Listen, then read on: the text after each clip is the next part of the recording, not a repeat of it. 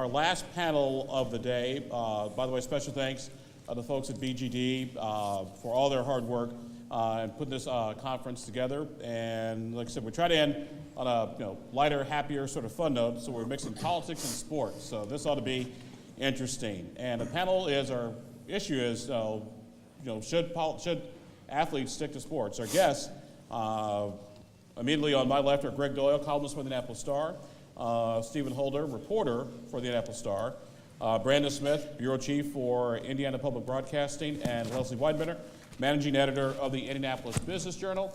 I'm Abdul-Hakim Shabazz of IndyPolitics.org and of counsel at Lewis & Wilkins. So please, big round of applause for our panel, ladies and gentlemen. I'm glad that you asked them to applaud now, so we don't. Yeah. They haven't heard us say anything yet. So. Yeah. See, if you have any fruit or drink whatever, save it for later. And hold on, real quick. Room full of lawyers, right? For the most part, yeah. I called Paul George a coward this morning in the paper. Paul George would at least be sitting in the first 4 rows. My God. It's like church. Yeah. People who get to sit up front. I mean, Holder spits, but not that badly. Jesus. So let's go ahead and start. And Gregg, we'll start with you. 2016, we've seen sports and politics maybe intersect in a way we haven't seen in a while. Your thoughts on should the two mix together, or should everybody try to stay in their lanes? Well, it depends on which part of Indiana you're from. Red State Indiana doesn't want them to mix, because Red State Indiana doesn't like what Blue State's saying. Therefore, keep your politics out of my sports, because I don't agree with your politics. That's what it all comes down to. It's got nothing to do with should politics be in sports. The question is, do your politics agree with me as the fan? If I like your politics, keep them in sports. If I don't like your politics, keep them out of sports. That's all that's happening here. Red State America doesn't like black folks kneeling, and Red State America got pissed. Red State America can bite me. But Stephen, is that necessarily true? I mean, there are people who may sympathize with the plight of people in certain communities, but that's not why I'm here watching this football game, baseball game, sporting event. I came to take my mind off. They're not kneeling. Okay, hold on for a second. I know where you're going. They're not kneeling on third. I'm going to this gentleman right here. Sorry. There we go. The other bald guy. So there we go. So, well, first, I want to answer the first question. Sure. Just give my 2 cents on that. Should they intersect? Should that be acceptable? Well, I look at it this way. Sports figures, I mean, for lack of a better word, they're celebrities. In many cases, most of the bigger guys who, and women as well, who we're talking about in these terms, these conversations they're going to be big name celebrities, right?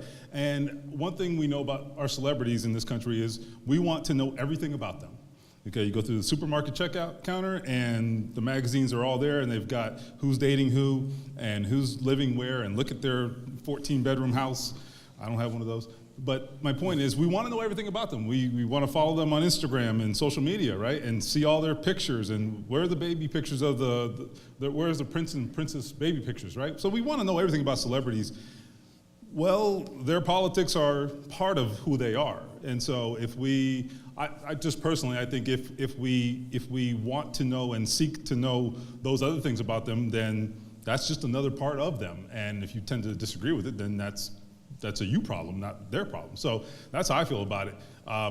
As it relates to, what was the follow-up question? I'm sorry. I mean, the person who is going to a sporting event, they may sympathize with the athlete's position on a particular issue, but hey, dude, that's not what I'm here for. I paid money to see you do X, Y, Z.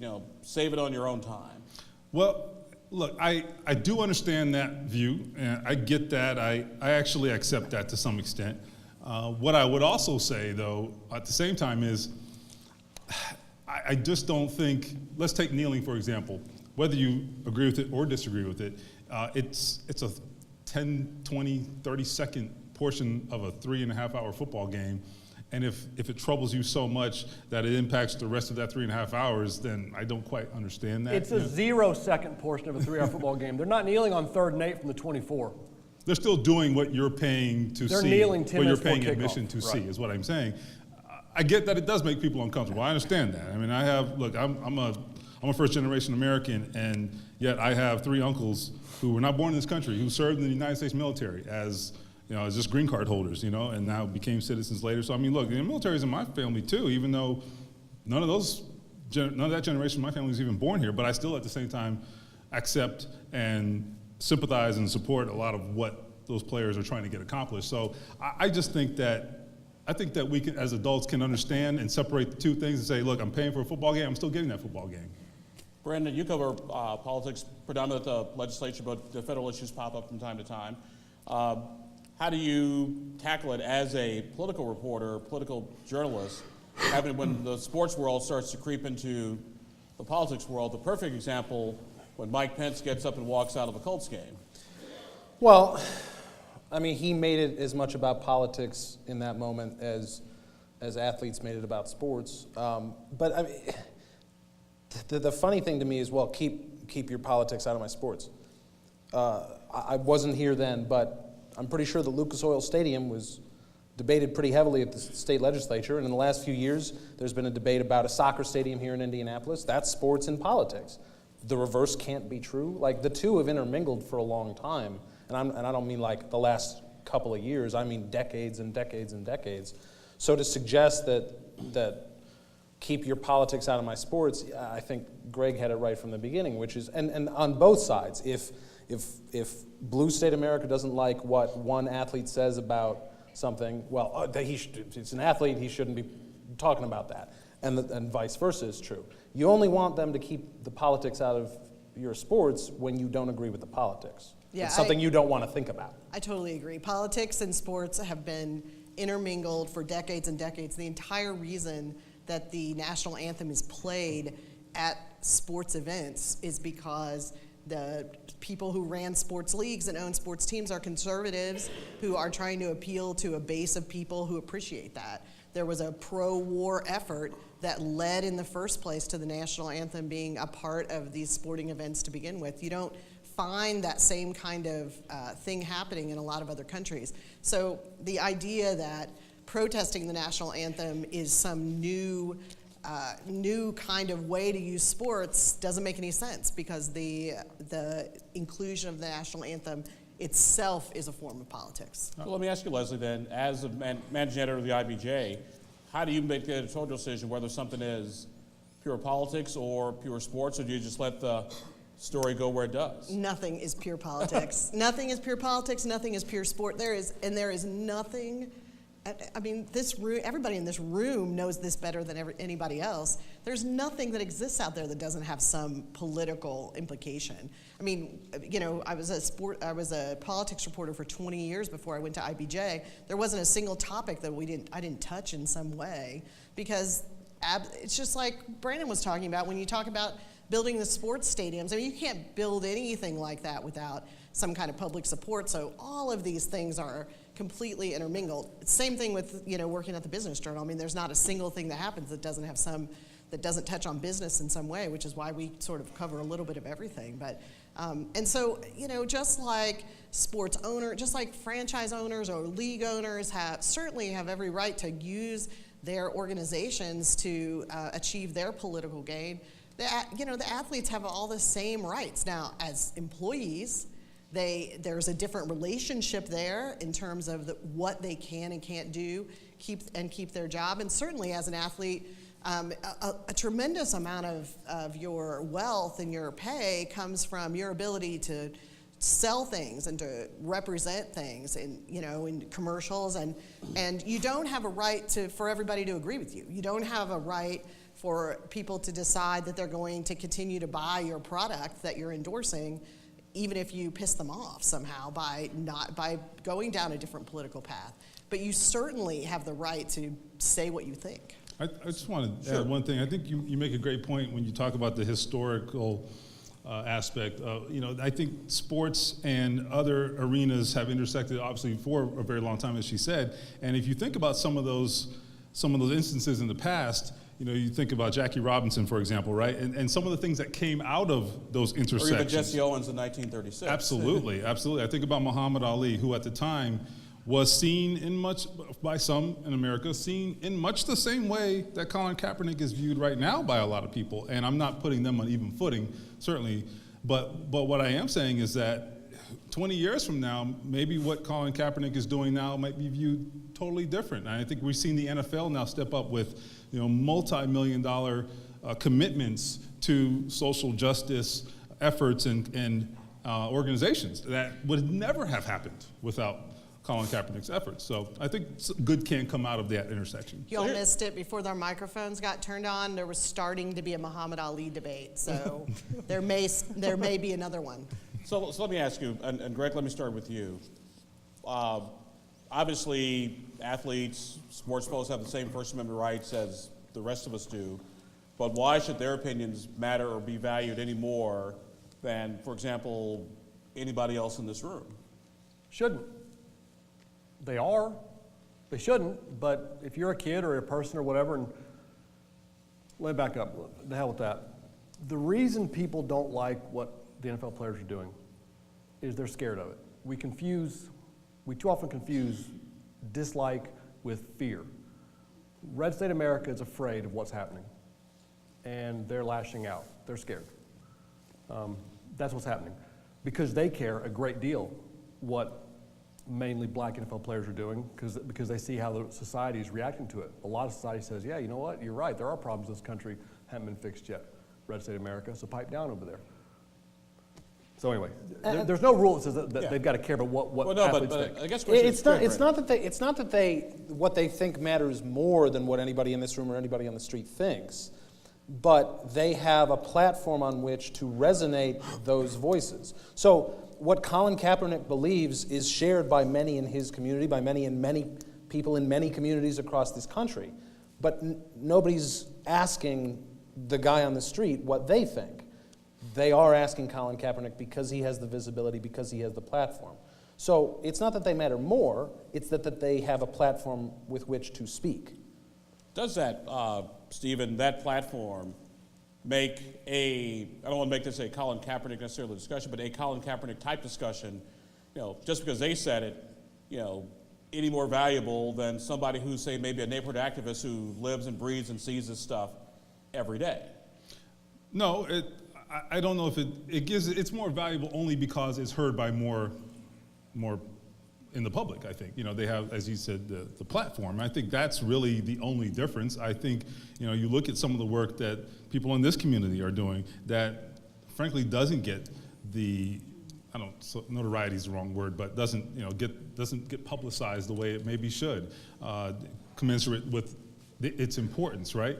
But you do see, for example, Colin Kaepernick, to continue that example, you do see a lot of what he's doing. You can go on his website, see where he's donated money. You can see what organizations he's given his time to, and it's very, very well documented, all the efforts that he's made recently.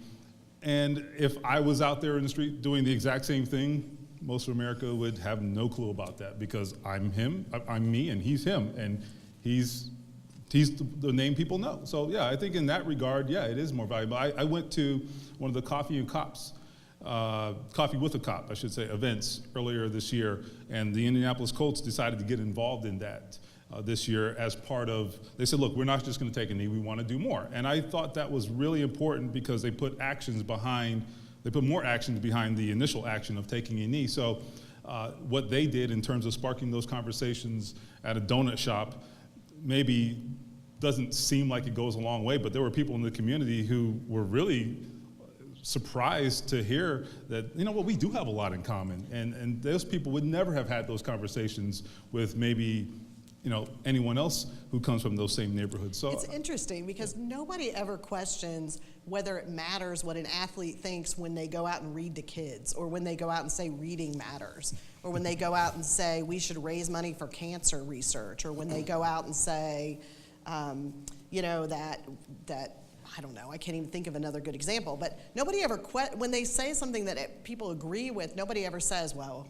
I don't know, yeah, stick to sports. You shouldn't be out, helping kids at the children's hospital. People, it's only when the subject is controversial that people say, oh, well, you shouldn't have an opinion, or you should stick to your lane, or why does your opinion matter more than somebody else's? Well, it doesn't, but it doesn't in theory, but it does for all of these reasons that they are influencers. We can sit back and say that shouldn't be, but they are influencers. When athletes, celebrities, sometimes maybe start chiming in, I think there's a difference though between, let's build Habitat for Humanity, let's help Big Brothers, Big Sisters, let's... Why? They'll starve the poor. Why is there a More. difference? You see, I would argue the difference is, if it's an issue, as you all know, that is a lot more complicated than maybe what's seen on the national news and the chatter class, and a lot more involved, and then these folks start chiming in. Who's the arbiter of what's complicated and what's okay to talk about? And don't get me wrong,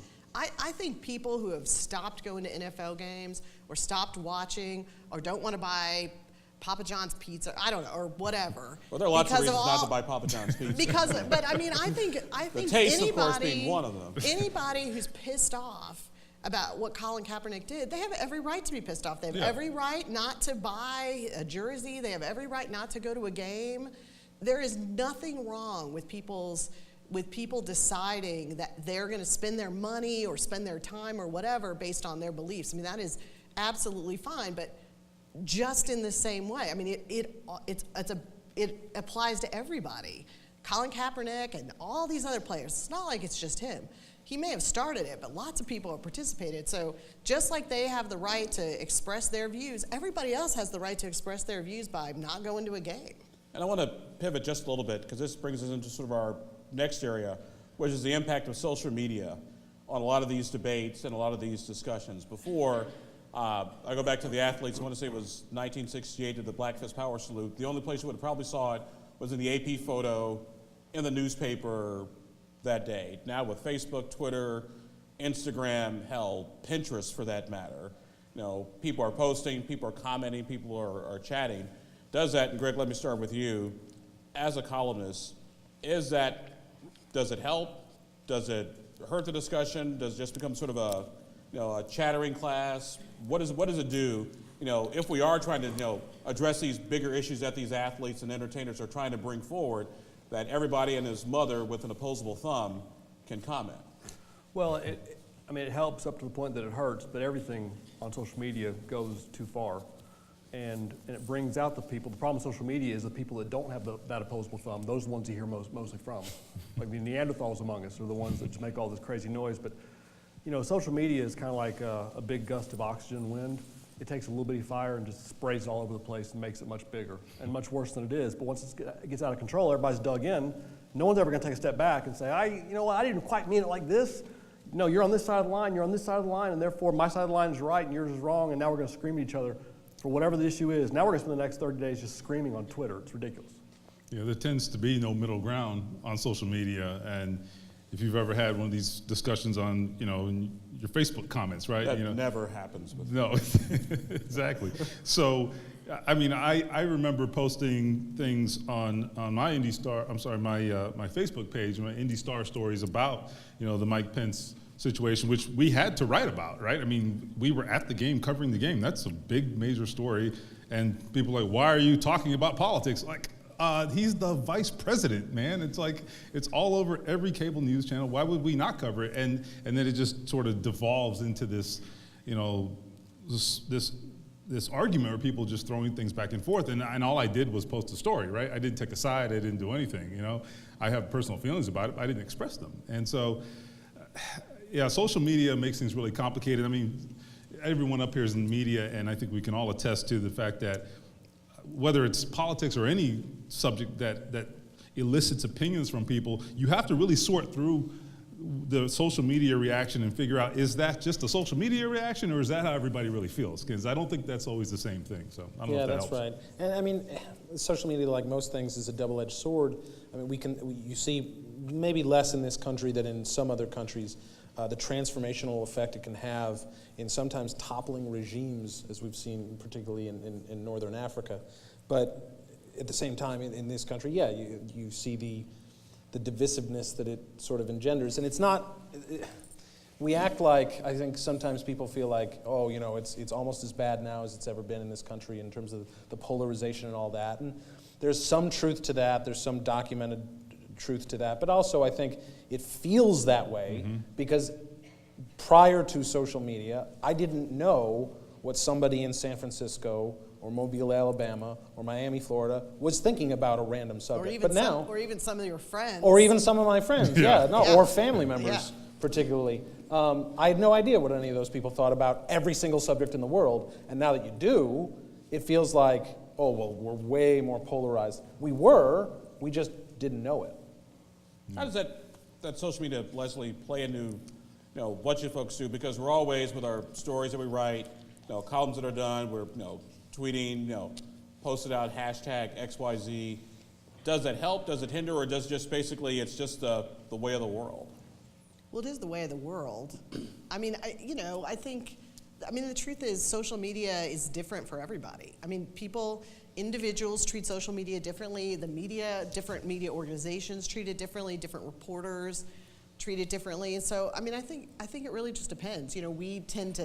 We tend to think that what happens on Twitter is representative of a lot of stuff. And you look at the studies, and not a very big percentage of people actually even use Twitter. Right. Or you might be like me. I post stuff on Twitter because I have to, but I don't spend a lot of time reading it. And so I think it can be a little bit dangerous. Social media is a huge, important thing, but I think it can be a little bit dangerous to overestimate or to make decisions or to come to conclusions based on what's on social media. And Greg, I was going to come back to you. Before you do. Sure. Social media Twitter is like the Dave Matthews Band in that Stoned all the time. if you hear it too much, you get sick of it. And that's what Twitter does. Like, even if you agree with something, it eventually jumps the shark because, my God, all I do is see tweets about whatever. I'm sick of this topic just because it's in my face so much, even if I actually agreed with it once upon a time. So Twitter can push stuff over the top.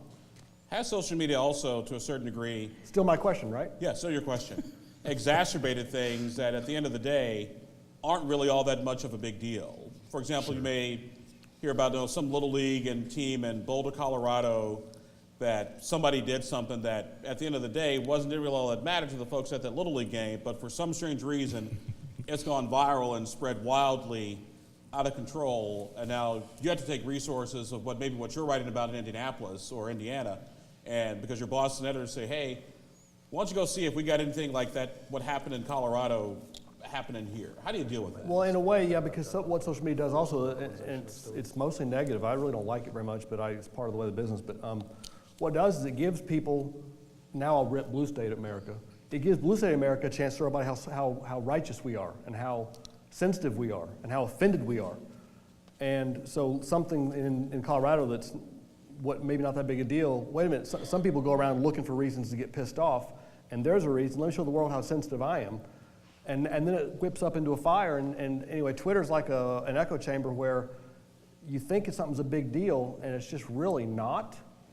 It's just all those mamby-pamby, I'm offended people that make it seem like a big deal. So if you're blue or red state, I don't like any of you, like none of you. So I'm an equal opportunist, don't like none of you. I'm joking. I like all of you. So yeah, social media is about extremes. There's no question about it, regardless of whether politics or even sports. Right?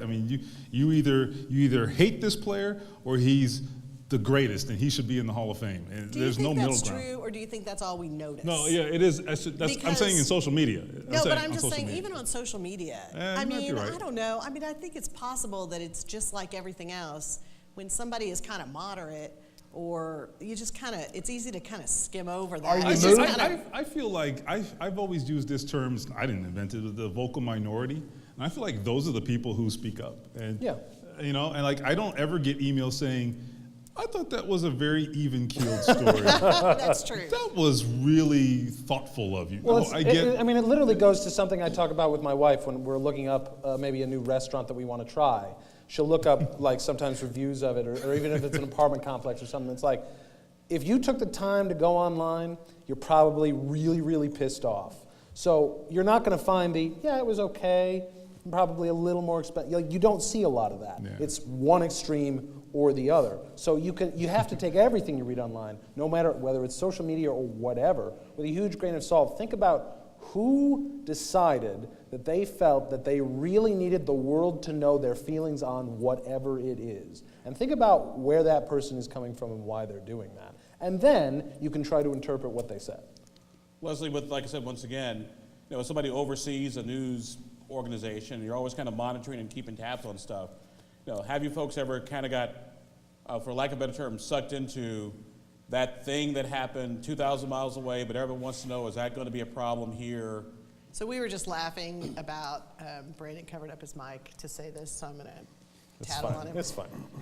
The reporter's worst nightmare is when your editor comes over and says, oh, there's this big national thing happening, or there's this They want to thing localize it. happening in Yeah. Seattle, Yeah, and we need to localize. localize it. Or Like, go out and when see you if get a anybody in call- Indiana is going to be voting for Roy Moore tomorrow. Yeah, when you get a call from a reporter who asks some stupid question about something like that, you can almost be assured it was some editor like me who made them go do it. 100%. So yeah, I mean, I will say, having said that, at IBJ, we actually don't waste a lot of time doing that. We're really localized. We really don't do a lot of that. But I have been assigned that in many places I've been many times, and it's just is a waste of time. No reporter doesn't roll their eyes when they get that assignment, which is not to say that it is always a It's bad not idea. always bad. That's It right. is not always a bad idea. There are Sometimes times when you can be surprised. you can. There is an issue that pops up somewhere else where you go, okay, what is Indiana's? I looked at it from the legislative reporter angle, which is what do Indiana laws say, and then do we need that law? Do we not have that law? Should we get? There is a time and place for that. It can get ridiculous. But I mean, this is a good case that obviously this happens. So this starts with Colin Kaepernick. I mean, you do want to find out what the Colts players think about Right. it. You do want to find out what Jim Irsay is talking about and what has he told his players. What kind of guidance is the management team over the Colts saying, and and how might these kinds of things affect the Pacers? So it is annoying as a reporter, but I mean there are obviously good tips and good stories there. Have you guys ever thought about, in any of your capacities, just one day turning the comment section off? Oh. We do it on variety of stories. I mean, if it's Notre Dame and birth control stories, off. Just Or off. sometimes they begin with the comments open and subsequently Right. it gets shut off because it takes a turn. So yeah, I noticed that just on various stories I read in various outlets, and I don't know what their decisions are, but I noticed that, even the New York Times or Washington Post, you'll read a story and there's no comments on this one, but yet there may be on another one. So I think it's pretty widespread, personally. We have, the way my organization works is we don't have one website, we have like 8 for all of the stations we have. Some of them have comments, some of them don't. You get a variety of different levels of engagement on our various social media. My rule is I don't read the comments on anything. I mean, ever on anything for any reason. I stay away from it. It's the worst. It makes me crazy. I just don't read them. Like even the replies to if there's a star story on Twitter, I don't read the replies because nothing good is going to come of that. Nothing. Our comments are hilarious. You have to go to the IBJ and read the comments. Our people comment their biggest things. I mean, we get some political things, but we don't write about abortion hardly ever, and we don't write about a lot of big social issues. So our comments are about whether a proposed building, whether it is an example of ugly Indianapolis architecture, or whether it's or whether could this be built in Chicago, or parking. Do we need more parking? Do we not need more parking? Like that, and restaurant openings and closing. Like that is the stuff you read about in our comments. So I actually read our comments. I think they're wonderful. Now here's the fun thing. Shameless plug. I'm not kidding you. It is hilarious. It is absolutely You hilarious. should be ashamed of that. And some of us have occasionally gone on the IBJ's website, looked at the comments. Oh, I think things need to be spiced up just a little bit. Yeah, I totally believe you do that. There's no doubt in my mind. So I freely admit it. Have you guys ever done it? Just for Nope. Nope. Oh, to contribute to the comments, you mean? yeah, just Oh, I haven't. But, well, I will say, no. I have maybe not responded. necessarily on your own work, but you. That's what I'm talking about. Yeah. I've seen, and I really haven't done this in a very long time, but there will occasionally be comments made. The ones that I don't like are not like, I think this is a stupid story or I think this is a bad idea. I don't really care. If someone out there is going to think it's a bad story, I mean, I'm not going to bat 1,000. That's fine. I would, like to bat pretty high. But the point is, but what you do get sometimes is people saying, well, everybody knows this is why this happened, X, Y, and Z, and they'll outline some things that are incorrect, factually incorrect. And I hate that because I think a lot of times people read comments and people put a lot of stock in comments, whether they be on Facebook. I mean, how many? And sometimes they don't remember whether what they read was in the story or the it comments. influences So their view of the story too sometimes, I think. unintentionally. I think they'll read comments, whether it be on Twitter or comments attached to a news story. It tends to influence how they view the story subsequently, I feel like. So I may chime in there and say, no, let me correct you. That's not what happened. This is what happened, and here's why it's important. We do that too. Like I said, because of the nature of my organization, the way I engage with comments is mostly through Twitter, whether it's something I wrote or something that a colleague of mine wrote, or even, and when I say colleague, I don't even mean within my organization. It might be something, Nikki Kelly of the Fort Wayne Journal-Gazette wrote, and there would be a discussion about that. If there's something that's incorrectly stated, I will sometimes say, oh, this is actually what it is, because I feel like being accurate is important. But what I do is when I see like a conversation like that on Twitter and something makes me crazy and it makes me want to opine or spice up the comments, what I do is I write that message to my wife, and that way she's the only person who sees it, and that way I don't actually tweet it out, because that would be a terrible idea. Yeah, I mean, I think Gregg is in a totally different situation, but I mean, for the rest of us, it's really important that we are not out there just spouting off about things or spicing things up. I mean, that is absolutely not our role, and I'm sure if somebody could go out and find an example to prove me wrong, but for the most part, I am unbelievably careful about not just comments that I leave on social media, but comments that I would leave on any story anywhere.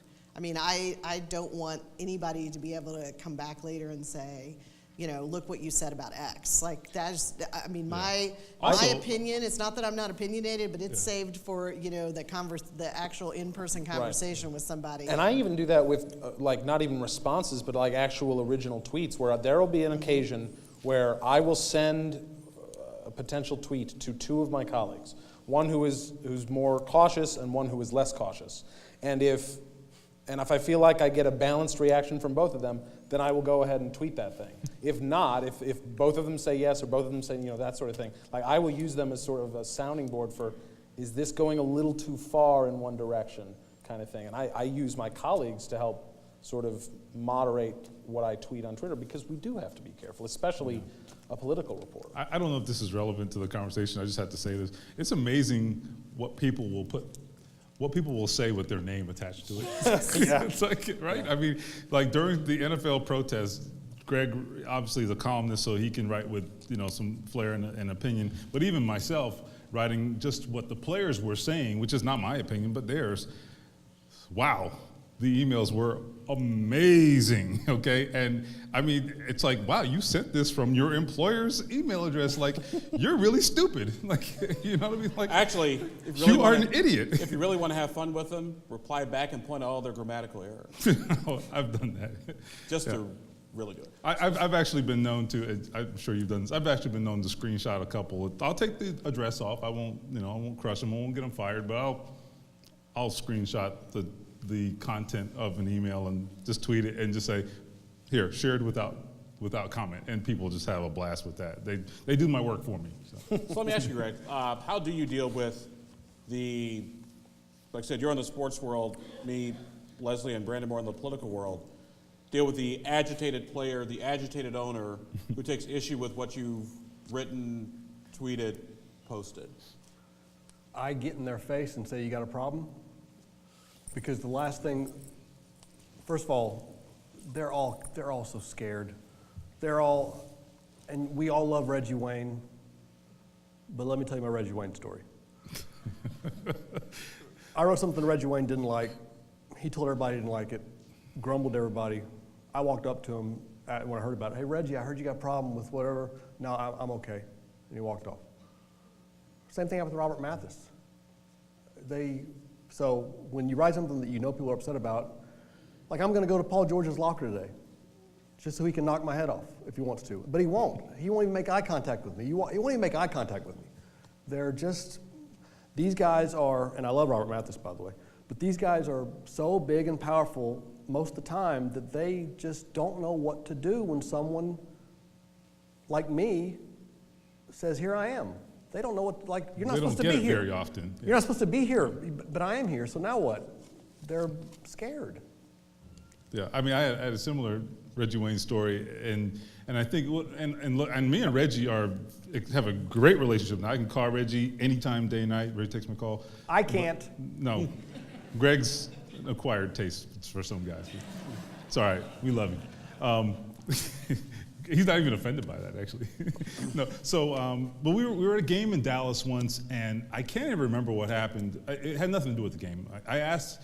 There were 3 or 4 of us in a group asking questions. So I asked a question. I had just written a story he didn't appreciate clearly, and so I asked him a question, and he said, "I don't know. Just do what you always do. Just grade me with a thumbs down or something." And I was like, "Okay, all right," because I do this thumbs up, thumbs down feature, and he was on the wrong side of the ledger once, right? And so he didn't appreciate that. And it took me a second, like, what is he talking about? I was like, oh, well, I followed him when the interview was done. I followed him out to the team bus and was like, hey, man.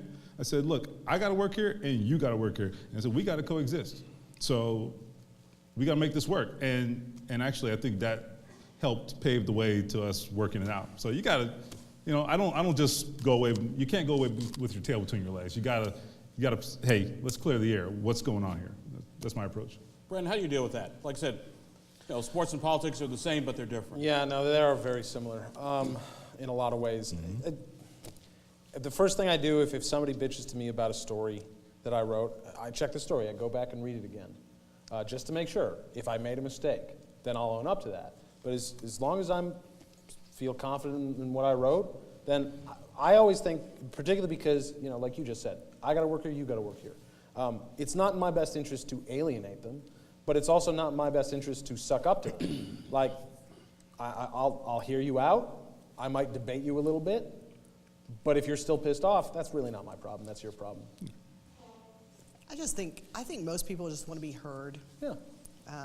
So, if somebody is upset or pissed off about a story, if it's a political person, if it's a source in the story, I always want to hear about it. I always want to hear what they have to say. And yes. There are some times when, we all come from our own backgrounds and our own experiences. And so sometimes I might use a word or a phrase that turns out that it means something completely different to somebody else or to a group of people. So I always want to know what people have to say. And sometimes it does impact the way you handle something later. But I found that, especially with angry readers, if I leave their email for a few minutes and get over being called names, get past that and not respond right away, then if you email, it's amazing. Somebody can call you all kinds of names and cuss you out. And then if you email them back and say, I appreciate where you're coming from. I don't agree because of X, Y, Z, but I thank you for emailing and for reading, and I will keep that in mind for the next time. It is shocking how many people email you back and say, thanks, you're my favorite writer. Yeah. It really is. And so I just feel like part of our job is, even when people are mad at us, to give them an opportunity to be heard. Yeah. He's right. As we get ready to wind down, we'll make sure we got time for questions from the audience. One of the things that always pops up in our media universe is the issue of media bias. On the right, it's you guys are all about a bunch of liberal media. On the left, this is typical corporate media. They'll never let the real story out.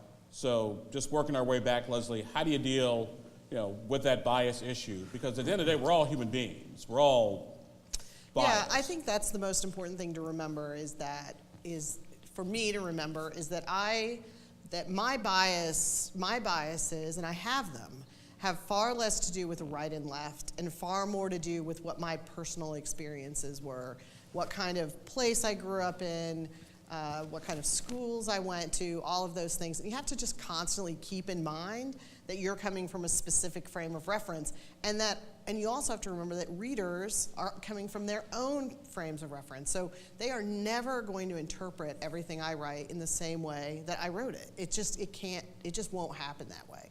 And so you just have to constantly be aware of that, constantly be checking yourself.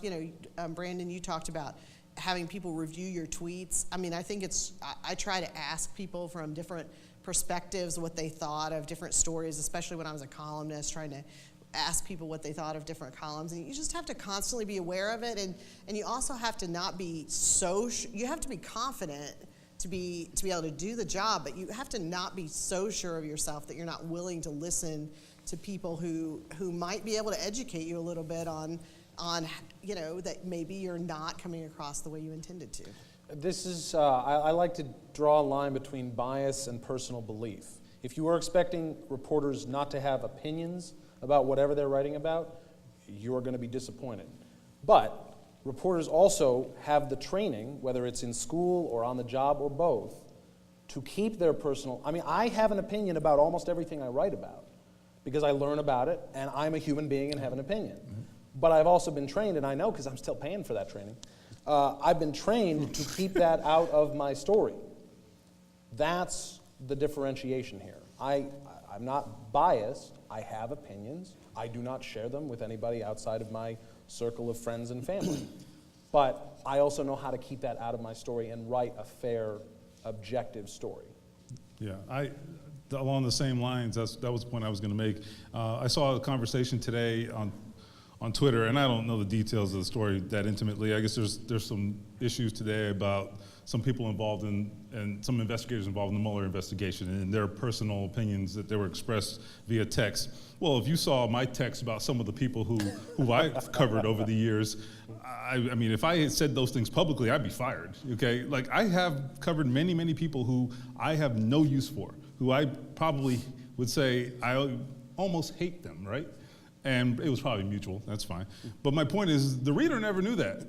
They never knew that because that was never expressed by me, and I never let that influence anything I write, you know? And if I did write something negative about them, it was backed up with, you know, here's 3 or 4 facts and reasons why I'm writing this critical story about this player or person. So look, there are biases in the media.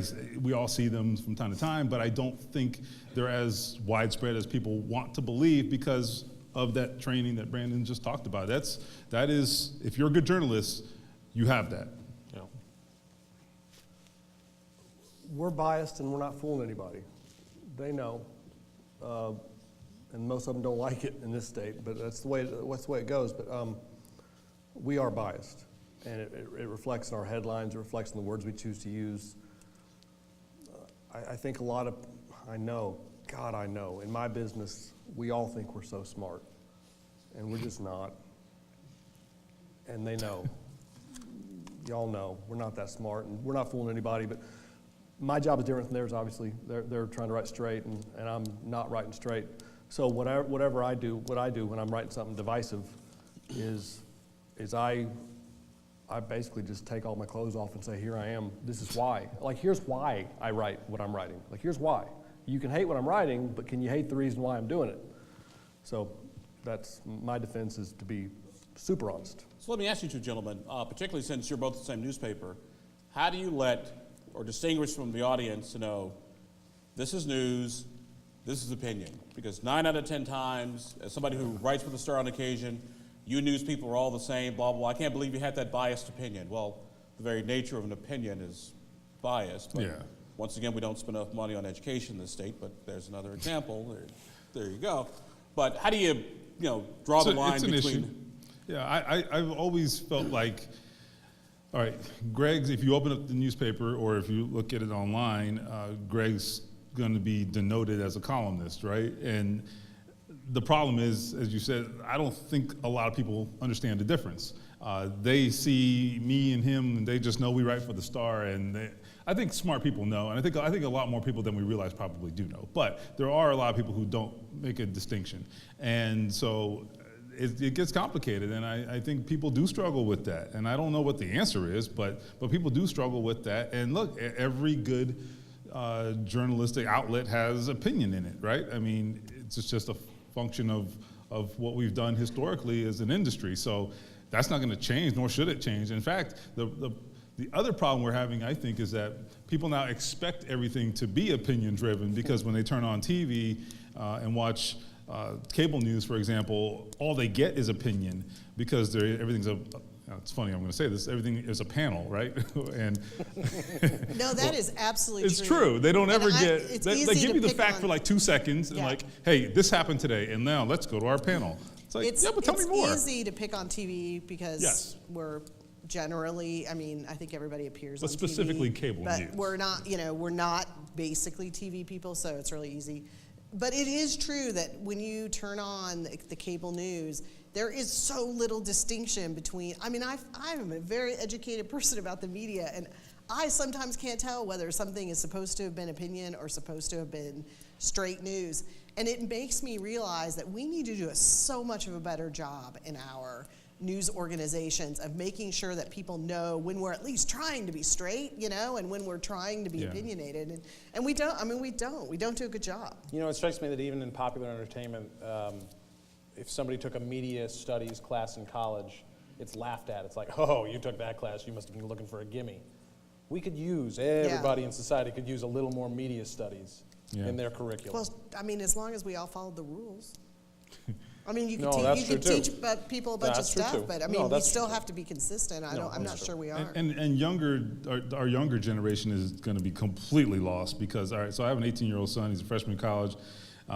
He's seen what I've done for years, right? He plays sports. He's a football player. You know, I would think like sometimes he would have a better handle on things, and yet he'll text me or forward me something from social media. Hey, did you see this? I'm like, Jordan, that's 100% wrong.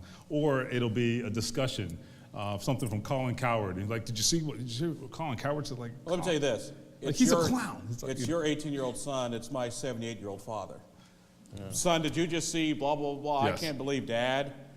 It's the Tootsie Roll rule. Remember, some of you guys are old enough to remember that old Tootsie Roll commercial. Mr. Al, how many licks does it take to get to the Tootsie Roll center of a Tootsie Pop?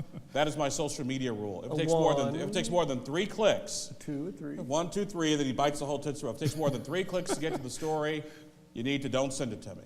It is, Right. That's the rule. It's a great commercial, by the way. Oh, yeah. We got a few minutes left. Wanted to see if anyone, you folks in the audience had any questions for our panel.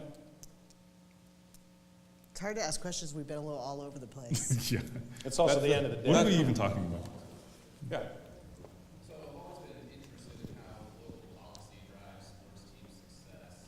You hear a lot of big time free agency, relocation, income tax planning. So Commissioner Silver has alluded to possibly removing marijuana from the banned substances list in the NBA. Do you think that will give a true advantage to teams located in states that have already legalized marijuana? Or will they just play slower? No. Well, because- just so everybody knows, fundamentally the question was, when you look at local rules, local policies, the debate about what we're having about marijuana in the state, there's some talk about removing the prohibition about marijuana testing for some athletes in some professions. What do you think the impact of that will be, particularly in places that have already legalized marijuana? Negligible, because in the NBA, it's all about the superstars. Everybody else is just replaceable. Everybody. Your best 2 or 3 players are your team. Everybody else is just a piece. Those best 2 or 3 players aren't going to pick where they can play based on what they can smoke. They want to win titles and they want to, or big markets or both, but they don't. So the negligible players might go to Colorado, but you can get another one of those. There's 10 of them on every street corner in the NBA. To add to that, I would say that if you're an NBA player and you want to smoke marijuana, you can smoke marijuana. It's not that hard to circumvent their rule, to be quite honest. It's been happening for years. Anyone else? So here's the final question, and like I said, Greg, we'll start with you. We have an audience here that is extremely intelligent. The fact that they're here and stuck around. What advice do you give them to be better consumers of the media product in the world we live in of the 24/7 chatter class? Oh, wow. You'd start with the hard one with me, huh? Of course.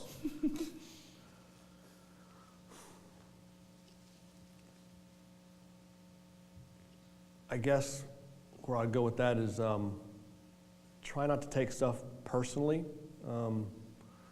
Where I see my biggest problem with readers, a reader disconnect I have, is the readers, because I'm writing about something that they can relate to, I'm attacking them. And I'm not.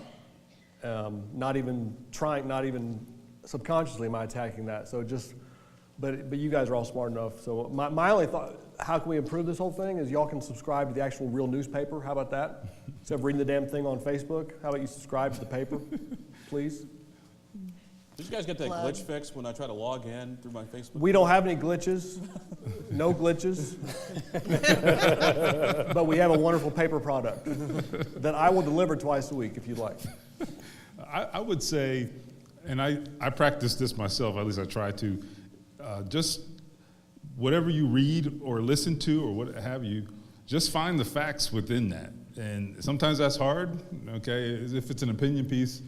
If it's a good opinion piece, it's supported by facts, and those facts should be provided in the story. Now, you may need to check them out, I don't know, depending on who's writing it, but when you get beyond the here's why this good, and here's why this is good, and here's why this is bad, beyond all that, there needs to be a basis for what you think about it, what I think, what we all think about a particular topic. And so whether it's guns or whatever it is, okay, what is being proposed? And what do you think of that? And then you can consider someone else's opinion. So just find the facts in it, and hopefully we, as an industry, do a better job of making clear what those facts are. Yeah, in terms of trying to be better media consumers, if you will, certainly when it comes to Indiana government news, you can just read everything written by me, Brandon Smith, Indiana Public Broadcasting. If you want to read something else, pay attention to who's writing it, not just the individual reporter, but the organization. I understand how little time everybody has, and I know that asking a little bit of time is a big thing. But if you really do want to be a little more discerning, just take the little bit of extra time, even the first time, to find out, okay, what is this publication, whether it's Indiana Public Broadcasting or a newspaper or a magazine or whatever it is, where are they coming from? Are they truly trying to be nonpartisan, non-biased, all that?